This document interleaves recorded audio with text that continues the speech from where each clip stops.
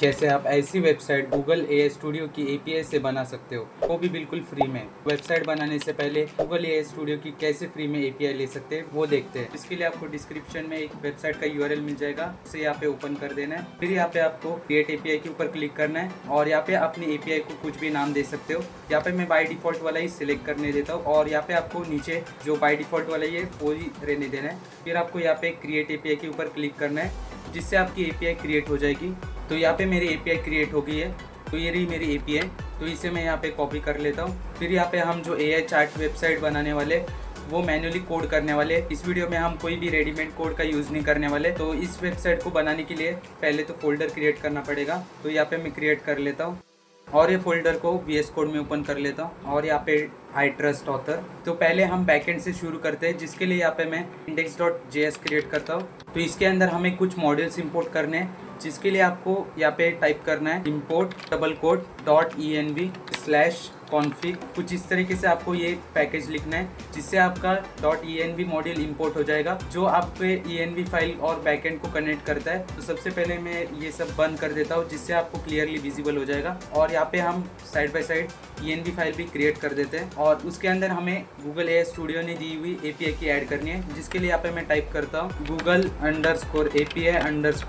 और उसके आगे अपनी एपीआई यूआरएल पेस्ट कर देता हूँ और फिर ये फाइल को सेव कर देता हूँ। इसी प्रकार से हमारा env फाइल सेट हो चुका है और हमने env फाइल का मॉड्यूल भी इंपोर्ट कर दिया है। अभी भी हमें और भी मॉड्यूल्स इंपोर्ट करने हैं, जिससे हमारा बैकएंड का सर्वर क्रिएट हो जाएगा। तो उसके लिए आपको यहाँ पे एक्सप्रेस को इंपोर्ट कर लेना है। एक्सप्रेस को इंपोर्ट करने के लिए आपको टाइप करना है import express फ्रॉम एक्सप्रेस। इसी तरीके से हमारा एक्सप्रेस मॉड्यूल भी इंपोर्ट हो जाएगा। फिर यहाँ पे हमें बैकएंड और फ्रंट एंड को कनेक्ट करना पड़ेगा, जिसके लिए हम कोर्स मॉड्यूल यूज करने वाले। उसे इंपोर्ट करने के लिए सेम इसी तरीके से आपको लिखना है import कोर्स फ्रॉम कोर्स, जिससे हमारा कोर्स वाला मॉड्यूल इंपोर्ट हो जाएगा। तो अभी बचता है हमारा बहुत ही इंपॉर्टेंट वाला मॉड्यूल, जिसे हम एपीआई की से अपना मॉडल बनाएंगे। तो उस मॉड्यूल को इंपोर्ट करने के लिए आपको टाइप करना है import curly braces Google gen AI from फिर $google/जेन एआई। और यहाँ पे गूगल जेन एआई का जो जी है वो कैपिटल है और जेन का जी कैपिटल है और जो एआई है वो पूरा कैपिटल है। ये आप ध्यान से देख लेना,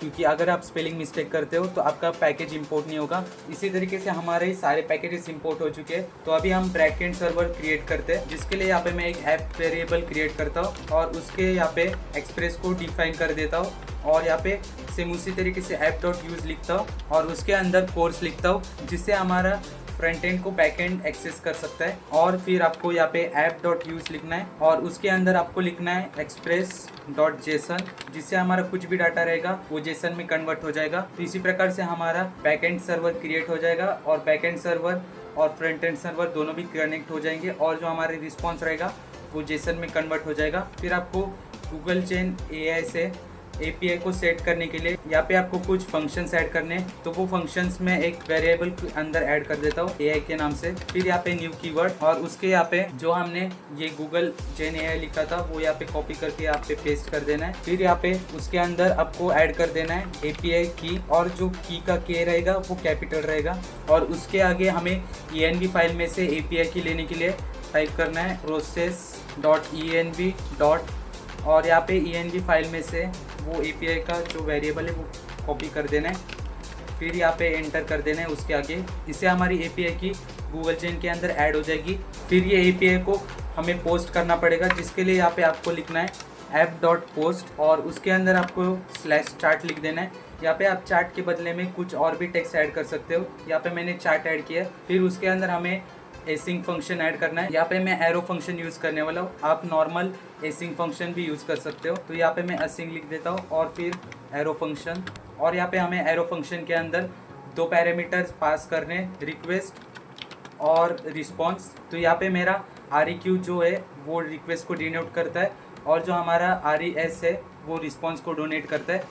फिर आपको फ्रंट एंड से रिस्पॉन्स लेने के लिए यहाँ पे हम रिक्वेस्ट बॉडी का यूज़ करने वाले, लेकिन वो जो हमारा रिस्पॉन्स रहेगा उसे एक वेरिएबल के अंदर स्टोर करने वाले, जो कि मैं मैसेज के वेरिएबल में स्टोर करने वाला हूँ। और यहाँ पे request.body यूज़ करने वाले। तो यहाँ पे हमारा जो फ्रंट एंड का रिक्वेस्ट रहेगा वो मैसेज के अंदर स्टोर हो जाएगा। फिर यहाँ पे हम ट्राई और कैच यूज़ करने वाले, जिससे हमारे एपीआई के अंदर कुछ भी प्रॉब्लम रहेगा तो हमें इजीली पता चल जाएगा। और यहाँ पे मैं कैच के अंदर कंसोल लॉग ऐड कर देता हूँ। फिर यहाँ पे एरर और यहाँ पे एरर।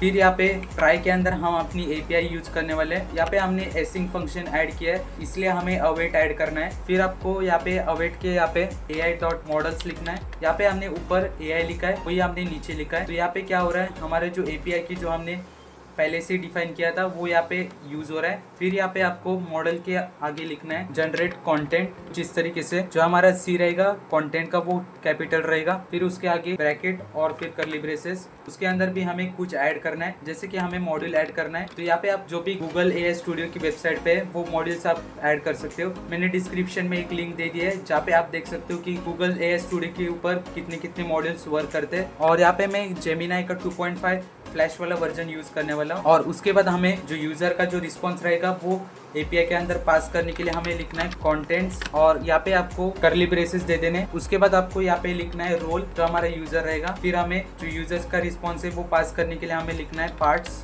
फिर ब्रैकेट, फिर कर्ली ब्रेसेस, टेक्स्ट और यहाँ पे मैसेज। जो हमने यहाँ पे वेरिएबल था मैसेज को डिफाइन किया था वही सेम यहाँ पे ऐड कर देना है। जिससे क्या होगा, हमारा जो फ्रंट एंड का जो भी रिस्पॉन्स आता है वो एपीआई को शेयर हो जाएगा। इसी प्रकार से हमारा जो रिस्पॉन्स है वो एपीआई को शेयर हो जाएगा। लेकिन हमें एपीआई का रिस्पॉन्स लेने के लिए पहले तो ये अवेट वाला फंक्शन है उसको यहाँ पे किसी वेरिएबल के ऊपर होल्ड करना पड़ेगा, जिसके लिए यहाँ पे मैं एक डाटा का एक कॉन्स्ट बना लेता हूँ और उसके अंदर होल्ड कर लेता हूँ। फिर यहाँ पे आपको लिखना है response.json, उसके अंदर ऐड करना है सक्सेस ट्रू और फिर उसके नीचे एपीआई का रिस्पॉन्स। लेकिन हमें पहले एपीआई का रिस्पॉन्स किसी और एक वेरिएबल में होल्ड करना पड़ेगा। तो यहाँ पे मैं एक रिस्पॉन्स वेरिएबल बना देता हूँ और उसके अंदर हम data.text लिखेंगे। जो भी हमारा एआई का रिस्पॉन्स रहेगा वो रिस्पॉन्स वेरिएबल में सेव हो जाएगा। फिर हमें ये कॉपी करके यहाँ पे पेस्ट कर देना है। तो यहाँ पे इसी तरीके से हमारा एपीआई का कोडिंग हो जाएगा। लेकिन हम सेम इसी तरीके से अगर एपीआई में प्रॉब्लम आता है तो यहाँ पे कैच में भी वही सेम ऐड कर देते हैं। बस यहाँ पे आपको रिस्पॉन्स के बदले में स्टेटस लिखना है 500.json और यहाँ पे आपका जो सक्सेस रहेगा वो यहाँ पे फॉल्स कर देना है और रिस्पॉन्स को चेंज करके एरर, उसके आगे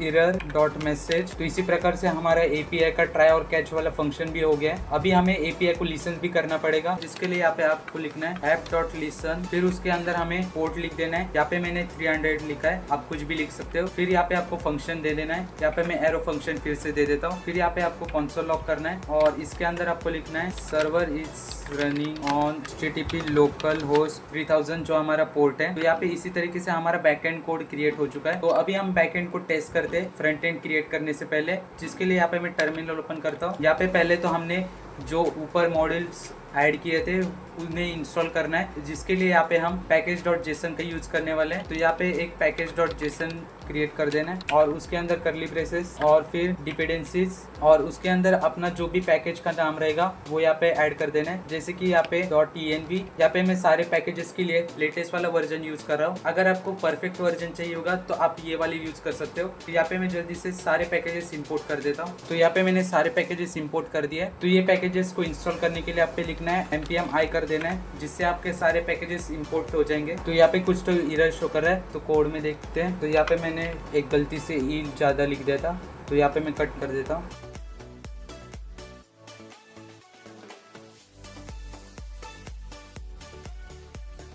तो यहाँ पे अभी देख सकते हो हमारे कोड में कुछ भी एरर नहीं है और यहाँ पे हमारा लोकल होस्ट URL शो कर रहा है। तो यहाँ पे मैं इसे ओपन कर देता हूँ और इसके आगे हमें चार्ट लिख देना है। लेकिन यहाँ पे अगर आप देखोगे तो हमें कुछ भी यहाँ पे ना ही टर्मिनल में कुछ रिस्पॉन्स शो कर रहा है और ना ही वेब में कुछ रिस्पॉन्स शो कर रहा है। तो यहाँ पे मैं टेस्ट करने के लिए पोस्टमैन यूज़ करने वाला हूँ, जिसके लिए पहले तो इसका URL कॉपी कर लेता हूँ और यहाँ पे पोस्टमैन में अपना URL पेस्ट कर देता हूँ। फिर यहाँ पे बॉडी में मैसेज ऐड करना है, लेकिन हमने मेथड चेंज नहीं किया है, तो मेथड में पोस्ट लिख देना है और यहाँ पे मैसेज और फिर आपका बॉडी कुछ इस तरीके का रहेगा। फिर यहाँ पे सेंड करके देखते हैं कि एपीआई का क्या रिस्पॉन्स आता है। तो यहाँ पे देख सकते हो कि एपीआई ने मुझे रिस्पॉन्स दे दिया है, hello how can I assist you. तो यहाँ पे अगर मैं मैसेज चेंज कर देता हूँ तो क्या रिस्पॉन्स आता है। तो यहाँ पे देख सकते हो कि हमारा जो रिस्पॉन्स है वो चेंज हो चुका है। इसका मतलब है हमारा बैकएंड अच्छे से वर्क कर रहा है। तो अभी हम फ्रंट एंड क्रिएट करते हैं, जिसके लिए यहाँ पे मैं फिर से VS कोड पे आता हूँ और यहाँ पे index.html क्रिएट कर देता हूँ और यहाँ पे बेसिक HTML लिख देता हूँ। फिर यहाँ पे एक टेक्स्ट बॉक्स ऐड कर देता हूँ जिसका नाम रहेगा टेक्स्ट और जो ID रहेगी वो भी टेक्स्ट रहेगी और फिर एक बटन जिसकी ID रहेगी बटन और यहाँ पे बटन के अंदर सेंड मैसेज और फिर यहाँ पे हम स्क्रिप्ट टाइप यूज़ करने वाले। आप सेपरेटली जीएस में भी इसे लिख सकते हो। तो यहाँ पे हमें स्क्रिप्ट के अंदर यहाँ पे हमने जो टेक्स्ट और जो बटन लिखे थे वो पहले तो एक वेरिएबल के अंदर स्टोर करने। तो यहाँ पे मैंने दोनों ही ऐड कर दिए और यहाँ पे हमें एपीआई का रिस्पॉन्स लेने के लिए और एक डिव ऐड करना है जिसका आईडी रहेगा रिजल्ट्स। तो इसी पे हमें स्क्रिप्ट के अंदर ऐड करना है। तो यहाँ पे हमारे सारे जो डिक्लेरेशन है वो कंप्लीट हो गया, बस हमें एपीआई को ऐड करना है। तो यहाँ पे पहले तो बटन के लिए एक क्लिक इवेंट लिस्टनर ऐड करते हैं, जिसके लिए यहाँ पे मैं ऐड इवेंट लिस्टनर यूज़ कर रहा हूँ। यहाँ पे आपको लिखना है क्लिक, फिर आपको यहाँ पे फंक्शन दे देना है। यहाँ पे मैं फिर से एरो फंक्शन यूज़ कर देता हूँ और यहाँ पे मैं फिर से ट्राई कैच यूज़ करने वाला हूँ। इससे हमें पता चल जाएगा कि अगर एपीआई के रिस्पॉन्स में कुछ भी एरर आता है तो क्या आता है।